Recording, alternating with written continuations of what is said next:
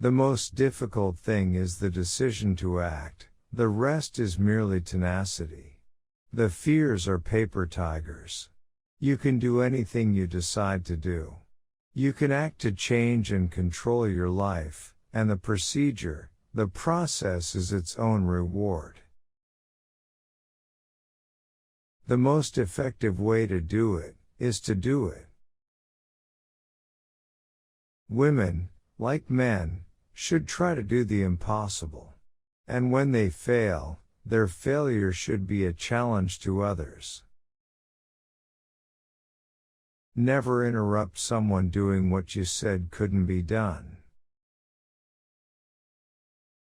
Adventure is worthwhile in itself. The more one does and sees and feels, the more one is able to do, and the more genuine may be one's appreciation of fundamental things like home, and love, and understanding companionship. Courage is the price that life exacts for granting peace. Never do things others can do and will do if there are things others cannot do or will not do. I have often said that the lure of flying is the lure of beauty. Flying might not be all plain sailing, but the fun of it is worth the price. The woman who can create her own job is the woman who will win fame and fortune. Obviously, I faced the possibility of not returning when first I considered going. Once faced and settled, there really wasn't any good reason to refer to it. Women must pay for everything. They do get more glory than men for comparable feats, but they also get more notoriety when they crash. I have often been asked what I think about at the moment of takeoff. Of course, no pilot sits and feels his pulse as he flies. He has to be part of the machine.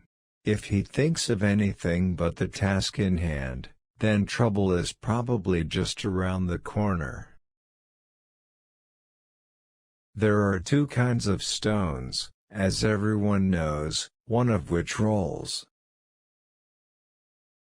Among all the marvels of modern invention, that with which I am most concerned is, of course, air transportation. Flying is perhaps the most dramatic of recent scientific attainment.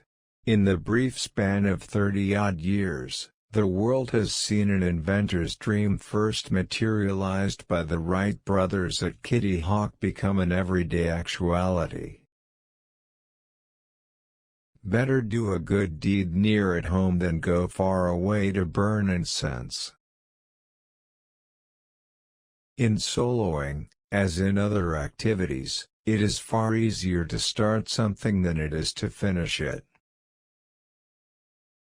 Aviation, this young modern giant, exemplifies the possible relationship of women and the creations of science. Although women have not taken full advantage of its use and benefits, air travel is as available to them as to men.